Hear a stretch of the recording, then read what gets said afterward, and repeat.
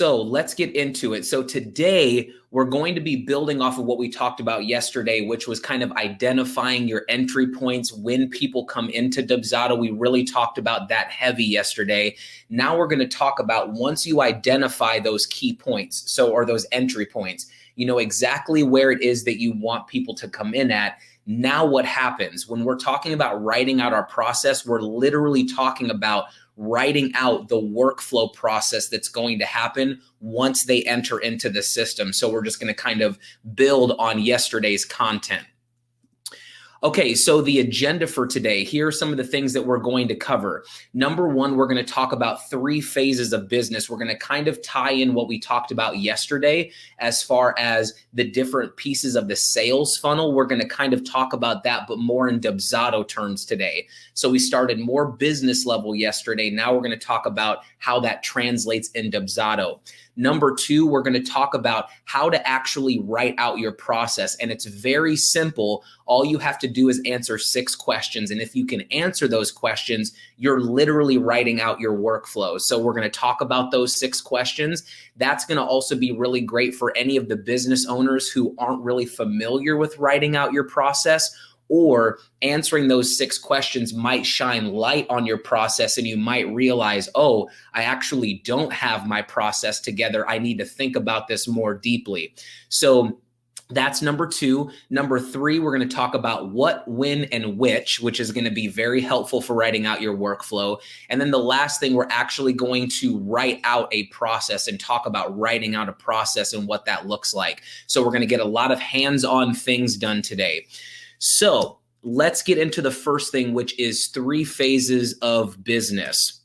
So a quick review from yesterday. If you were here yesterday and we talked about the sales funnel awareness and traffic, that's usually done in an outside platform like MailChimp or Flowdesk. It's where you're just trying to get as many people to hear about your business as possible. But where Dubsado really kicks in is on the interest level. That's where Dubsado comes into your business process. So we're going to take all of these different things that we learned yesterday, decision and action, when they're actually saying, yes, I want to work with you. Then they turned into a book client, and then you actually provide your service. We're going to take that, and now we're going to translate that into Dubsado terms, because it's really going to help us when we write out our workflows. So when we look at this, we're going to make a quick adjustment, and we're actually going to turn it into 3 very basic things: an inquiry phase of your workflow, a booking phase of your workflow. And normally that's going to be when the proposal gets introduced, because if you're trying to get someone to book with you or to, go through the sales process and say, yes, I want to move forward, sort of like that decision and action area, that's where they're saying, yes, I want to do this. That's normally where your proposal is going to get introduced into the process, is when you want them to actually make a purchase. And then the last phase, and we'll get into phases and all of that once we get further into the workflow series, but the last phase of your business process is the booked phase. So we can sum up all of these 4: interest, decision and action, booked client, and provide service. We can sum it up into basically 3 things here: inquiry, booking, and booked. And that's going to be the model for how we attack our workflows. So if you remember these 3 phases, it will help you out so much whenever you actually get to building out your workflow. And we're going to use this framework moving forward. Okay, so the next thing we're going to talk about is how this looks in Dubsado, essentially. So we still have these 3 phases: inquiry, booking, and booked. Same idea. But what this kind of looks like from a Dubsado perspective is the leads area on your projects page. This is going to be kind of the inquiry phase. Maybe you're checking availability. Maybe you're doing a consultation with them. They're just inquiring about your services. Once you get into the point where it's time for that point of sale, where you're saying, hey, we talked on the phone, or this is what I have to offer, it's at the point now where you need to make a decision. Hey, this is what I have to offer. Are you wanting to move forward? And then there's the booked phase. Every single business fits this model. You might not have as much of an inquiry phase, but every single business has this model. There's an inquiry where they're wanting to know more about your business. Then there's the booking phase where the rubber meets the road and it's time to actually make a decision if you want to move forward with that person. And then there's the booked phase where once they sign a contract or they put a deposit down, that's going to be the booked phase of things. Every business, it doesn't matter what industry, follows this model. It might start at booking where they're just saying, yes, I want to do this. And then there's the booked side of it. But typically everything is going to fit this model no matter what industry you're in. So let's get into 6 questions for writing out your process. Now, like I said, these 6 questions, if you can answer these, it's really going to help you write out your workflow process. If you're sure of these 6 questions, that's also a good sign that you know what your business process is. If you remember from what we talked about yesterday, your workflow is your business process. So if you can't answer these 6 questions and you don't know anything of what's going on with these 6, then you need to start thinking about that, and that will help you develop your workflow.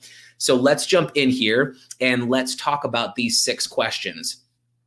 We're still going to use the exact same model of inquiry and booking and booked, and where these 6 questions fall into that space. So number 1, the first question is, what is the very first thing that should happen when a new lead comes in? So we talked about entry points yesterday. As soon as you get a new lead, what's the first thing that should happen? So once I ask that question, your mind is probably thinking to yourself, okay, I usually do this. Maybe I send out a welcome email, or maybe I want to book a call. Maybe I send out my proposal right away. You're already starting to think, as soon as a new lead comes in, what's the first thing that should happen? Number 2, what are the next steps to get them booked or onboarded? Now, number 1 and number 2 for some businesses might kind of be the same thing, especially if you remember from yesterday, we talked about public proposals where people are literally booking directly from your website. In that case, number 1 and number 2 are kind of together. But if you're more of a, I need to do a consultation with them, or I need to send out a questionnaire to get more information, I need to qualify this lead first, then number 2 is going to be, what do I need to do to get them booked? Do I need to have a conversation with them or send out a proposal? Different things like that. Number 3, when do you consider the client to be a booked client? This is very, very important. You need to identify what milestone a client needs to get to for you to consider, okay, I consider them booked. Maybe signing a contract or paying an invoice. We're going to dive into that in a little bit here. Number 4, once the client is booked, what happens next? So they have locked in, you consider them a booked client now. What happens right after that? What do you do at that point? This is going to be where you're kind of providing the actual service once they get booked. Number 5, when does your work with the client conclude? So what is that marker that means I'm finished working with them? So is that where an event date passes, or you deliver the actual product to them? Or if you're a coach, maybe it means that all of their sessions are used up. What is the marker that says, okay, I'm finished working with them? Maybe you don't finish working with them. Maybe you do sort of like a recurring type project with them where it's just ongoing. Like if you're an accountant, maybe you're just constantly working for them. So you need to identify that, if there is a sure date when you're done or a sure milestone, or is it more of a recurring process? Number 6, and the last question is, do you send any follow-ups to the client after the project has ended? So once that date passes, or once you deliver the product, or once you deliver the service, or once their sessions are over, what happens after that? Is there something else that happens? So what I want to do here, and you can kind of see how this ties into all 3 of these different phases. And if you can answer these questions, that literally means that you are writing out your workflow process, because 1 through 6 literally is your workflow. So the better detailed you can answer these questions, the better it will be. So if you want to kind of dive into all of these questions and kind of see what you want to do here, or what is possible with these questions, we're going to take a look at this. So number one, like we said, what is the first thing that should happen? So here I'm going to give some examples so that you can kind of understand where things start to get put into place, okay? So number one, do you send out maybe an inquiry email response saying, hey, I'll be in touch with you in 24 to 48 hours. Maybe you book a consultation or do a discovery call with them once they inquire. Maybe you send out a questionnaire to get more information, or you need to check your calendar to see if you're even available. That's going to be some of the things that you're going to do in that first area, or for the first question. This is also going to help people who don't really know what their process is. It will start to help you understand, oh, this is what businesses typically do in these three phases. Number two, what are the next steps to get them booked or onboarded? So is this where a proposal comes into the mix, which probably is going to be what it is? Maybe they're picking a package, or they're doing a completely custom quote with you and you're just providing the scope of work. Do you need to do a contract or deposit? Maybe that's what you're doing right when you're going to get them booked.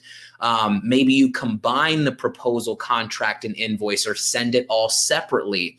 Maybe you're just locking in a date for your service. So those are some of the things or examples of what you're going to do around the number two area. Number three, when do you consider the client to be booked? Basically meaning, what makes them from a lead into a job? So what's that milestone that moves the needle so now they're becoming a booked job? So is that a contract being signed? Is that them paying a deposit? Maybe you do a 50-50, or maybe you do $100 down, the rest due at another time. Maybe you do invoice paid in full, where they have to pay everything up front. Maybe you do a combination of these things where you do contract signed, and once they have their deposit, that's when I consider them a booked client. And then maybe it's a questionnaire getting completed, something like that. So you have to identify what is it that makes that client a booked project, okay? Then number four, once the client is booked, what happens next? So they've signed a contract, maybe they've paid an invoice. What happens next? Do you send out more emails to the client? Maybe there's documents or forms you need them to fill out. Maybe you introduce the client portal at that point. I've been on a lot of calls with different business owners, and they always ask me, it never fails, when do I introduce the client portal to the client? The correct answer for that is whenever you want. You can literally introduce the client portal whenever you feel it's right.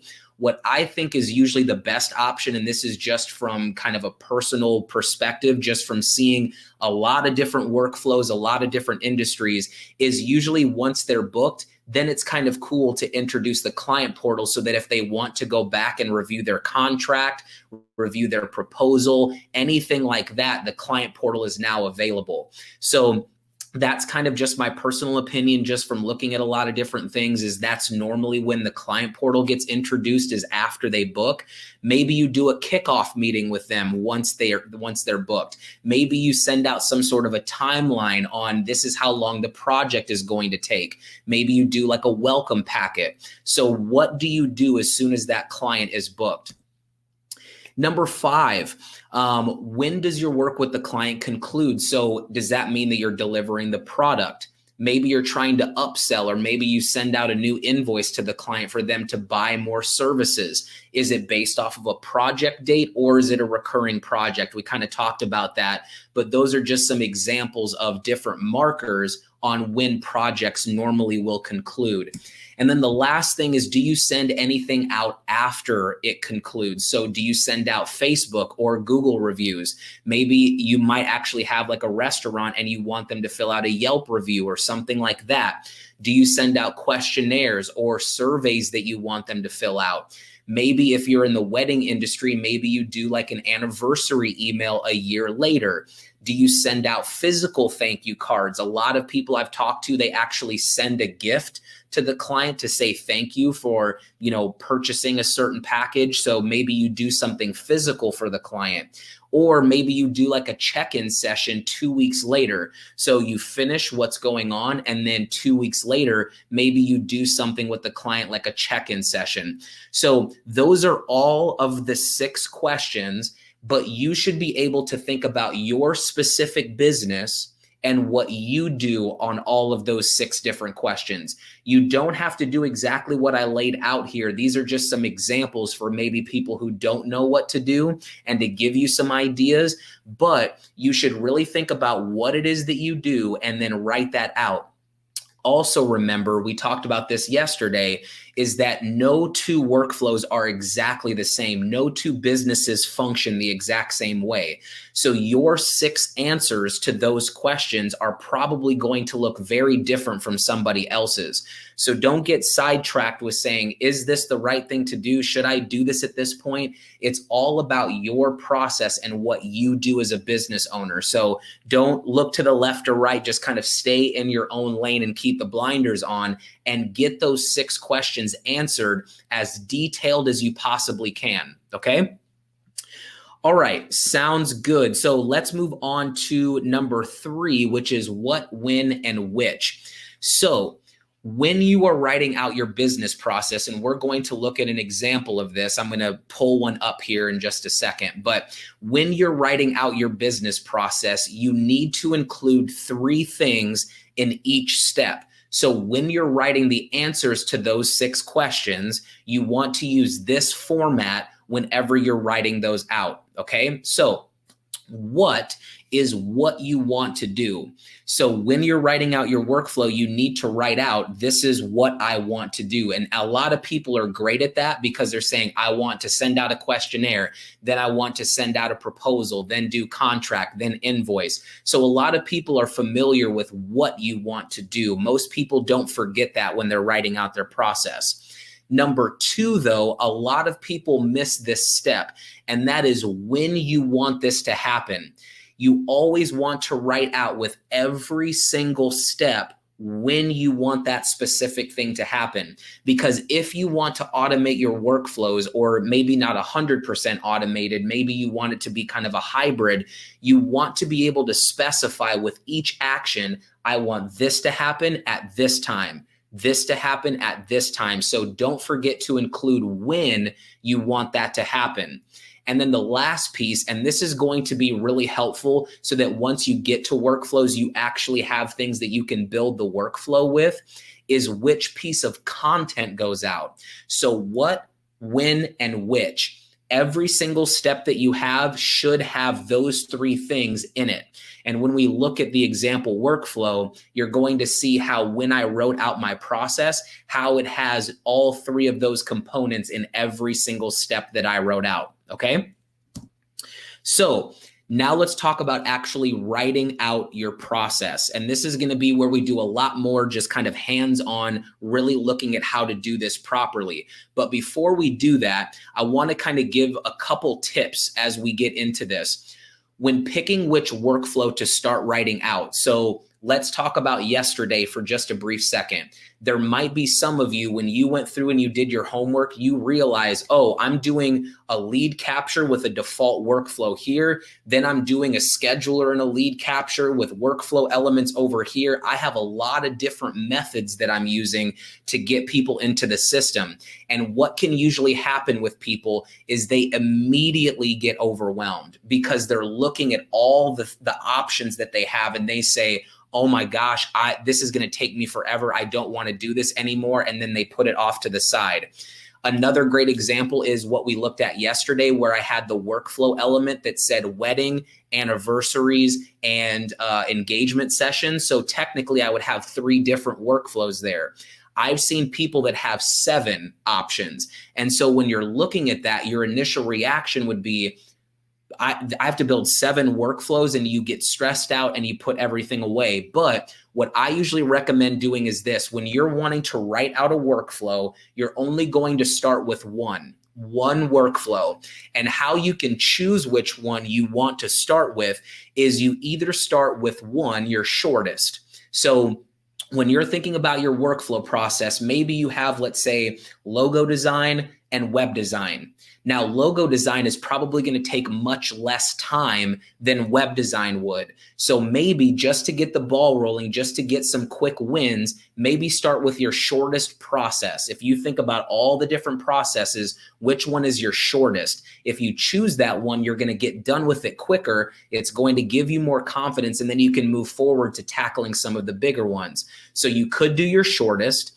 You could do your best known. So this is also really, really good for someone who, let's say you offer those three. Let's say I do wedding, anniversary, and engagement, but I'm not really confident in my engagement or my anniversary process. So I'm just going to stick with wedding because I know it like the back of my hand. So if you think about your different processes and maybe there's one that you're really confident in and you know how it goes, start with that one. Then you can start working on some of your other ones. Or number three, and this is also a good option, is start with your most popular service. So there's been a coach that I talked to who they do one-on-one coaching and group coaching, but not a whole lot of people do the group coaching, but a lot of people do one-on-one coaching. So you could start with one-on-one coaching because a lot of people are doing that. So the sooner you get that automated, then that's going to give you more time to work on your group coaching and get that off the ground as well.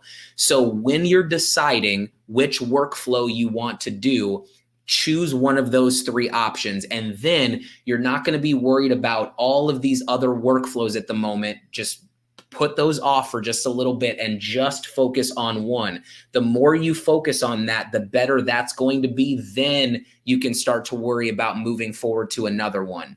Number two, if there is a fork in the road. So a lot of people, when they're thinking about their workflows, maybe you choose, in my situation, let's say we choose wedding, and I have a discovery call with them, and based off the discovery call, they could move forward or they could say no, and then it goes off into another workflow. This also holds up a lot of people because then they start to say, oh, well, if they say yes, it does this. And if they say no, it does this. And that gets people overwhelmed as well. So what I usually recommend doing is start by writing it out as if they're going to move forward. The reason you want to do that is because of two things. If you say, okay, they're going to start with this, then they're going to say yes, then they're going to move to this and this. What it does is it gets you through the entire workflow. The goal with this is just to continue to move forward. You don't need to be worried about if they do this or if they do this and then go off in this way. Just focus on if they say yes and want to move forward. That will get you from A to Z a lot easier than thinking about all the different trees at first. You can come back to those later, but stick on this first. Also, this is kind of just more of an emotional thing. It will put you in the right headspace. I have a discovery call with someone. They say yes, they want to work with me. Then they're going to get this. Then they're going to say, yes, I want to continue. Then they're going to get this. It gets you in the right headspace for people to say yes. So that's more of an emotional response to it. But if you are in some type of fork in the road and you're kind of stressed about if they go this way, it happens here and this way, just worry about one path right now, and then you can go back later and work on another path, okay? So that is just kind of some mindset things for people who might seem a little bit overwhelmed based off the homework yesterday. Maybe you found out you're using 5 different methods and you're saying, this is going to take me forever. Just focus on one thing at a time and then move forward. And that will get that snowball rolling. So that way you feel more confident and you can move on to the next one. So last thing here, and then we're going to look at a workflow example, and we're going to spend the rest of the time looking at that today. So 6 tips that I want to introduce here that are going to make a ton of sense when we get to the actual workflow, but I want to address them all here, and then we'll move over there. So when we get to the actual process, you're going to notice that anytime I'm sending any content like a form or a scheduler, I'm using the phrase email the blank. So email the consultation call scheduler, email the proposal, email the questionnaire. I'm using that phrasing, and it'll make more sense once we get into the workflow, but just keep that in mind. Number 2, schedulers may have 3 emails that are attached to them. A lot of people don't know this, but in the scheduler, you basically have 3 possible emails. There's an invitation email that's at the bottom of the basic tab. Then in the advanced tab, there's a confirmation email, and there's the notification section, which are your appointment reminders. So keep that in mind, because we're going to basically at the end of this collect a list of what we need to build in the system. So just remember that if you're sending out a scheduler, you might potentially be writing 3 emails that go with that scheduler, because you might have a confirmation or a notification email. Maybe you're inviting someone to book on the scheduler. So just keep that in mind there. Then the third thing are what I call secret to-dos. So I'll kind of explain these 4 things here. Number 1 is the project title. In Dubsado, when you're looking at your project titles, these do not automatically get updated based off of a package that they might purchase. They don't get updated based off of what workflow they're on. Those project titles are going to stay the same unless you manually go in and change them. So what I like to do in my workflows, whenever I'm putting workflows together, I like to create a to-do for myself to update the project title so I don't forget. That way, whenever they're moving through the sequence, it's not saying new lead and then their name the entire time I'm working with them. So putting a to-do in your workflow to update the project title is really great. You'll see that here. Setting the project date. So this is very important for anyone who's in the event space or in the photography space. If you're using the Dubsado scheduler, and we talked about this yesterday, if you're using the Dubsado scheduler to book your photography session or to book, to rent out an event space, things like that, when someone picks a time on the scheduler, it doesn't set the project date in Dubsado. It's considered more of an appointment in Dubsado. If you're using project date triggers in your workflow, you need to set a project date manually, or those triggers are not going to go. So that's very important. If you're using the scheduler to book your actual date, it's not going to update the project date. So you need to do that manually for right now. That is something that our team is working on, so that people who are in photography or in the event space can actually use the scheduler and it sets that project date. But right now it doesn't do that. So maybe you want to put a to-do in your workflow to remind you to set that project date. Number 3 is countersigning contracts. A lot of people in Dubsado will have someone sign a contract and then they forget to countersign if you have a counter signature possibility. So maybe after they sign their contract, add in a task to countersign the contract. And then number 4 is the portal password. So it's kind of a lesser known that when you send out portal information to a client, it's not going to automatically create a password for the client, kind of a specific password. So if you want to remember to set a portal password for them, it's great to put a to-do in there. So that way you're reminded, oh, before I send out my portal information, let me go ahead and create a to-do to set their password before that goes out. And you're going to see this here in the example workflow. So you'll actually be able to see a good example of this. And then number 4, identify what needs to be approved. So there is a huge misconception with workflows, and I think it just has to do with this idea of automation and streamlining, where people think that a workflow has to be 100% automated. It absolutely does not have to be. Remember, your workflow is just your business process. That's all a workflow is what you do with the client.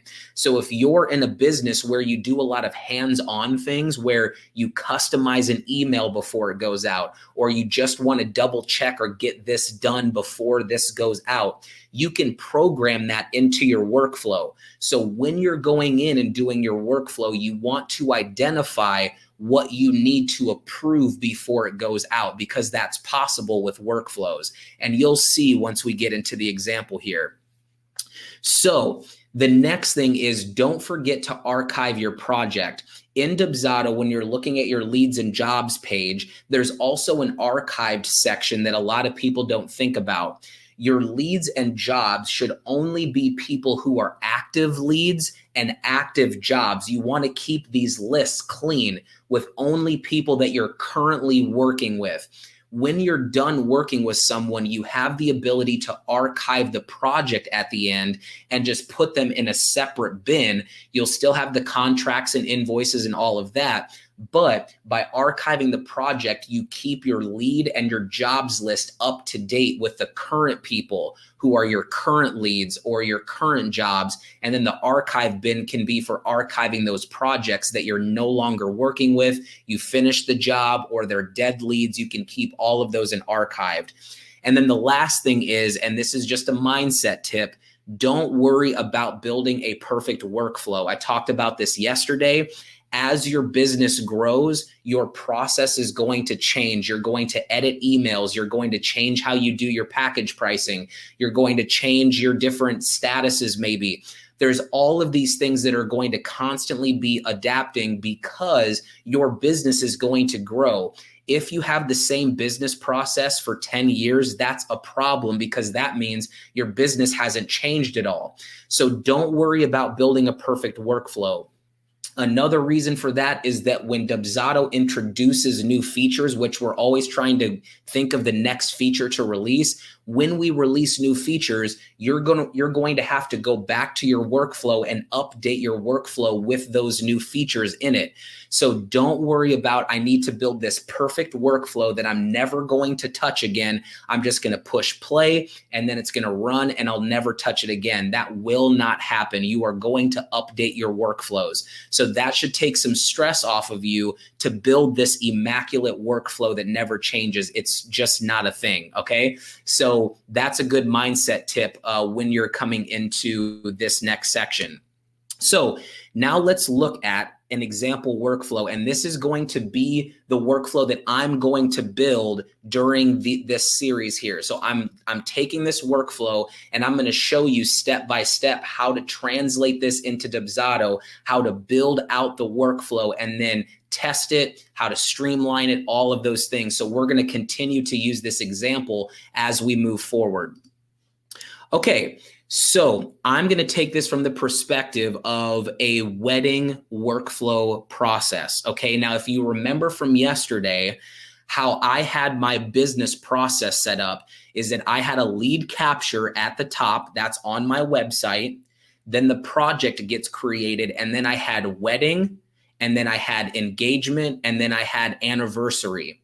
So out of all those three things for different types of photo shoots, that's how things are coming in. So I want to keep this at the top so I can just kind of remember, okay, this is how everything is starting. So right now, what I'm going to worry about is not all three of these different options. I'm only going to worry about one option, which is my wedding workflow. Okay. So now let's get into this here and we're going to talk through this. Let me actually bring this down a little bit here. Actually, we'll zoom in just a little bit here and we'll just kind of talk through this. So before I get into all of these different actions here, there's a couple things I want you to see here. Number one is on the left-hand side, you'll see that I have the header for inquiry on all of these different things. So inquiry, and then I have booking, and then I have booked. So what I'm literally doing when I'm writing out my workflow process is I'm writing them with those phases in mind. This is my inquiry workflow. This is my booking workflow. And this is my booked workflow. Once we get into actually building the workflow, you're going to see why it's very important to build your workflows in different phases, because it's going to be a lot easier for maintenance, updating things, a lot of things like that, but we'll get into that later. So number one is when I'm writing out the answers to those 6 questions, I'm putting a header on there of which phase this is in. Okay, so that's the first thing I want you to see. The second thing is I have right here what it is that I'm doing. So you can see right here, what and which, those are the 2 things combined, what I'm doing in which piece of content, and then when. So on the when section here, this is where I have a space to clearly identify when this is going to go out. So I'm using that same methodology: what, when, and which. It's all here for every single step. Then the last thing, like what I talked about, is approve. So I have a section here where I can clearly identify what it is that I need to approve before it goes out to the client. So I've done all of those things. And when you write out your process, you should definitely do the exact same thing. You should say, this is in my inquiry workflow. This is in my booking workflow, or part of the booking process. This is the booked process once it gets done. And if you use those 6 questions and you answer those, you'll know where it fits in. And just so I can show you one last time here, just so you can see, when you're writing out number 1, that goes in your inquiry. 2 and 3 go in your booking, and 4, 5, and 6 go in your booked. So while you're doing this, that's how you know which header it should go underneath, okay? So let's talk through this actual process here so that we can get an idea of how I'm going to write this out. When you write out your process, you do not need to write it out fancy. And I'll show you what I mean by that when I explain all of these different actions. You need to write it out just as you would think it would actually happen, okay? So number 1, when someone fills out the lead capture form and the project gets created and then the workflow option 1 kicks in, the first thing that I need to do is I want to review the inquiry form and check to see if I'm available. When I want to do that is as soon as the client inquires. So I'm literally writing out, I want to review the inquiry form and check for my availability as soon as the client inquires. Number 2, I want to email the 30-minute consultation scheduler to the client. Now, remember the tip that I gave earlier. Anytime that you're sending something out to a client, like a scheduler, a questionnaire, a proposal, contract, things like that, anytime you're sending an attachment out to the client, you want to use the phrasing email the blank. And you'll see that as we go through this process. I want to email the 30-minute consultation call scheduler to them once I approve the lead. That the when is just straight up when that's going to happen once I approve the lead. Then I want to email the wedding pre-consultation questionnaire. So once they book, I have a questionnaire that I want to send out to them so that way I can get more information before their consultation. So I want to email the questionnaire immediately after they book their consultation. So they book their consultation and I want to send that out. Then I want to send out a follow-up email if they haven't filled out that questionnaire within 24 hours. The thing you need to pay attention to with this is how specific I am. A lot of people, when they're writing out their process, they'll say, I want to send out a follow-up email a couple days later, or I want to send out a follow-up email in a few hours. You need to be very specific. I want to send a follow-up email if they haven't completed the questionnaire in 24 hours. Intentionality when you're writing out your process is so crucial when you are writing out your workflow. Then the next thing is I want to just have a to-do to remind me 24 hours that I need to prep for the consultation. I just want to be reminded that I have a consultation coming up. And so I'm going to do that 24 hours before the consultation.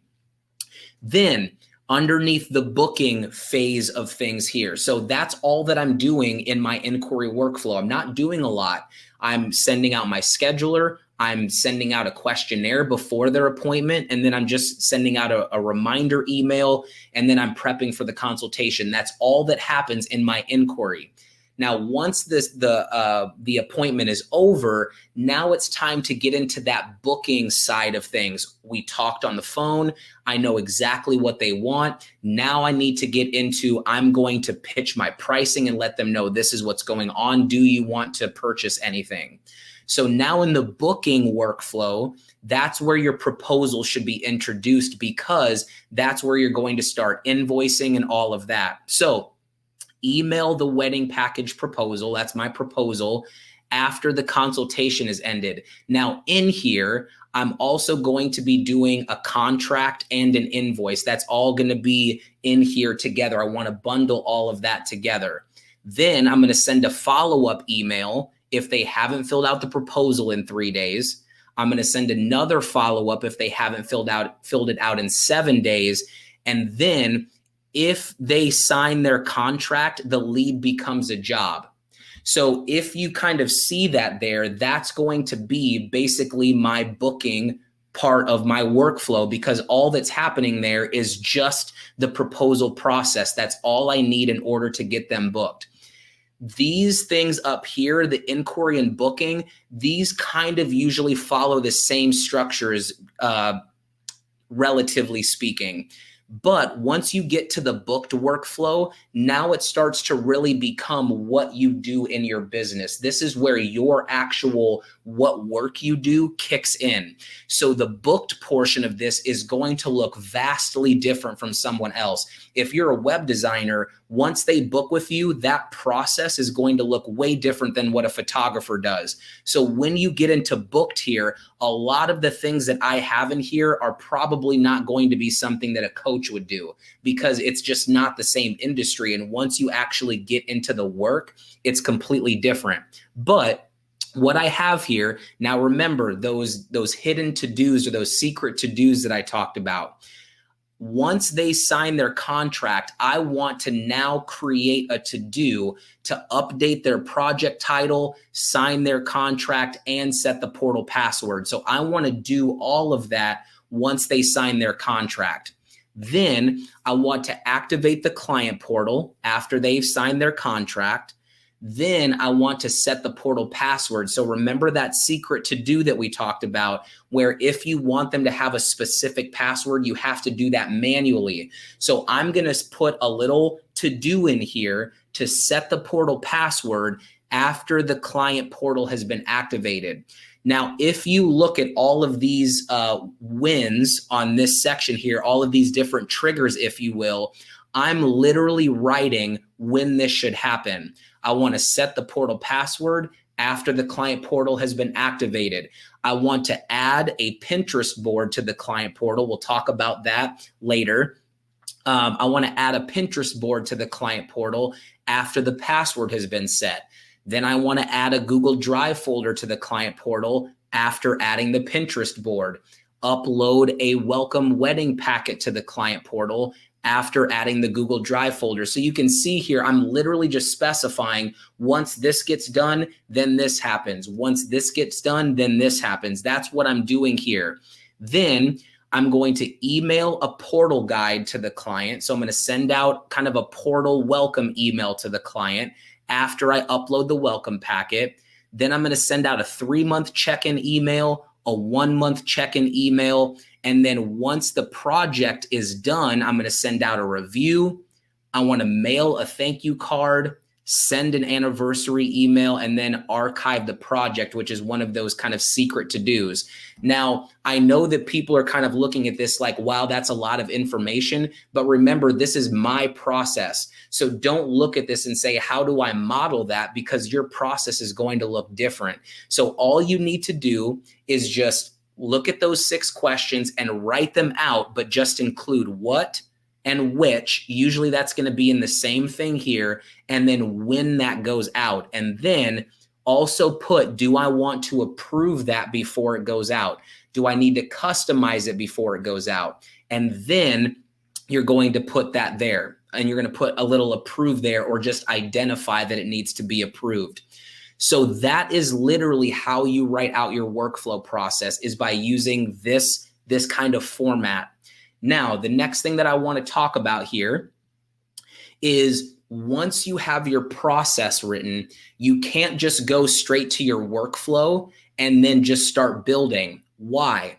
Because let's say I'm starting from scratch here. So I'm new to Dubsado and I just wrote out my process, but now what's next? If I go to a workflow and I start building, and let's say I add an action in there to send out my scheduler, what's the problem? Number one, I don't have a scheduler built in the system. So how am I supposed to send out a 30-minute consultation call scheduler if I don't even have it built? Also, if I'm going to email anything to anybody, what if I don't have my canned emails written? How am I supposed to send out an email when I don't have any content? So now what the next step is before you go to workflows, I know that when people get to this point, they say, let's go to workflows. But what you need to do next is now start to see what is it that needs to be in Dubsado before I start building my workflow. So what you're going to do next is kind of like what I like to call round two. So one thing that I want to add here before I really get into all of this is to mention something. Number one, you don't have to do it in this exact same way that I'm doing it. You don't have to. If your mind is better with mind maps, or you're better with, just a scratch piece of paper, and you're not really familiar with using any online platforms, that's completely fine. You want to find the method that works best for you. I've seen people who use sticky notes, and they'll go on a big white wall and they'll put sticky notes on this happens here and this happens here. You can definitely do that, but you want to find the method that works best for you, however you interpret things. What I'm going to share with you, I do have a template that I'm going to give people that allows them to use this method that I'm doing today. I'm going to share that here in a second once I get through this. But if you don't like this method, if it doesn't resonate with you, then find the method that works best for you. It could be completely different. So let's talk through this, and then I will share this template so people can actually use this to go in and write out their workflow. So what I did next here is I took this exact same process. So this is the same process, and all I did was I pasted it down here. The only difference in this process is that things are color coded. So let me explain what I did here.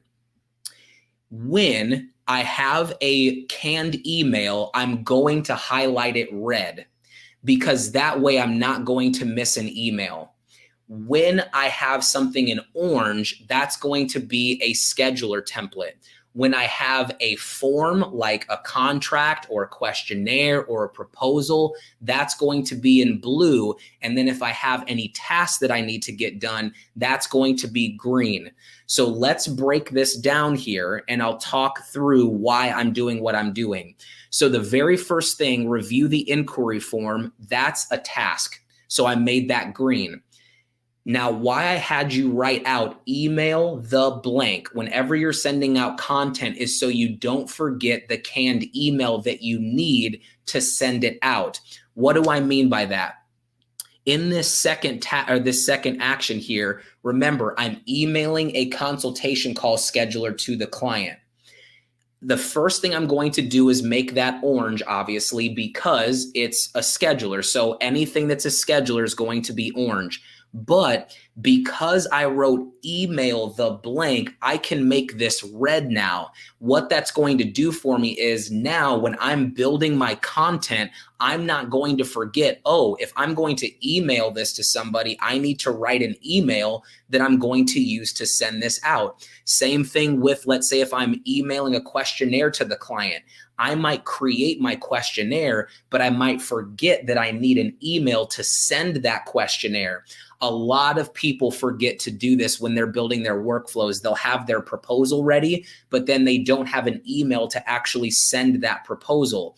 So by using email the blank, now you're able to not forget that you have an email that you also need to write to go with that form. Okay, so that's all I did here. Send a follow-up email, prepare for the consultation is in green. Email the proposal, so blue and red. Red. So all of these are canned emails I need to write. I have a lot of tasks here that are green. This is blue. So all I'm doing is going through and color coding all of this.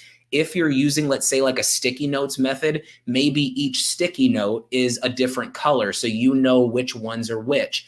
If you're using a mind map system like Draw.io, Whimsical is a great one. That's the one that I use to create these up here. So check out Whimsical. If you're using that method, maybe you make all of these different things different colors, so that way you know all of the content. The main thing that you want to take away from this is that highlighting all of this content is going to give you a comprehensive list of what needs to be in Dubsado before you build your workflow. That's the main thing here. You want to get a list of, oh, these are all the different things that I need to create. So now what you can do here is once you were finished highlighting all of these things, now the last thing that you're going to do is now put together a comprehensive list of everything that you need. So here's the thing.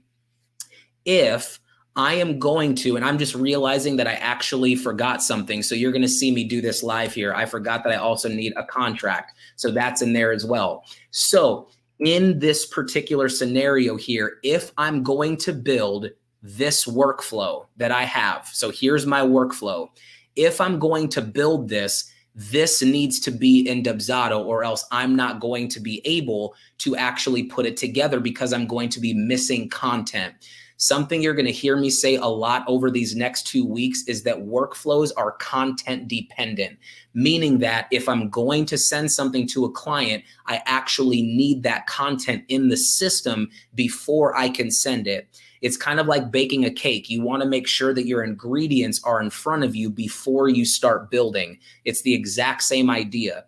So these are all of the different things that I need: the canned emails, the forms, scheduler templates, and a payment schedule. That's what I need to put this workflow together. So what I'm going to do here is I'm going to share with you, I'm going to take a quick second here and talk through this. So if you are wanting to use what I have here, I'm going to paste the link in the chat. So you have to kind of follow these instructions here on how to do this properly, so that way you can use this template. I'm using a program called Notion. If you're familiar with Notion, this will be familiar to you. If you're not, then you might want to kind of research how to use Notion. But what you're going to do is this: that link that I just posted in the chat there, when you click on that, up in the top right-hand corner, you're going to click the duplicate button. So you're not able to edit that template that I sent you, so you can't just copy and paste that. What you're going to do is open that link. In the top right corner, you'll see a duplicate button. Click on that, and then it's going to either ask you to sign up for a Notion account. It's completely free, so you don't have to pay for it, which is awesome.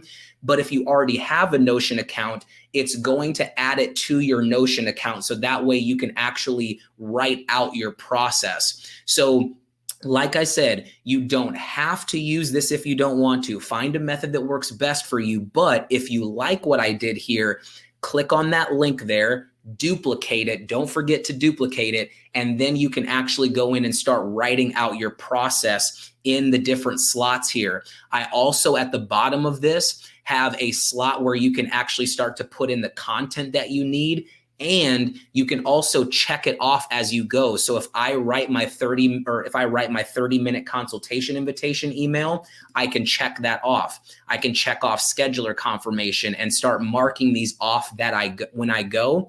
So that way, once I'm finished and I'm ready to put together a workflow, this right here is going to all be in my account, and I do not have to worry about missing content. That is the most important thing there. So that's going to be how you write out your process. You're going to do those two things. So now I want to flip back to my outline here. We just have a couple things left and then we're done for the day. And in amazing fashion, I'm going to be finished right at the right time, which is crazy.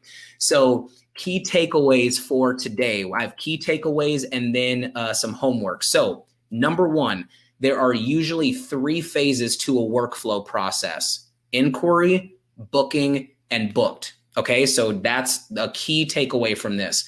Number 2, workflows are content dependent. You have to have content in order to build a workflow, but using that model, however you want to do it, that's how you're going to get a list of everything that you need to put in the system. Number 3, what, when, and which. Whenever you're writing out your process, make sure you include those 3 things. And then the last thing is using the phrase email the blank will help you not forget those canned emails. Those are very, very important. So with this, one thing that I do want to do just for someone who hasn't actually open this up. I'm going to open up this process template so that you can see how to actually do this. So if you want to watch the recording later, then you'll understand how to do this. So you can come in here and you can write information in, and you can write when you want to do it. And then in this drop down here, you can add and approve if you need to approve it. If you don't need to approve it, that's fine. You can exit out of there. But anything that needs an approve, you can add a little approve button on there, and that will help you identify what's going to need to be approved.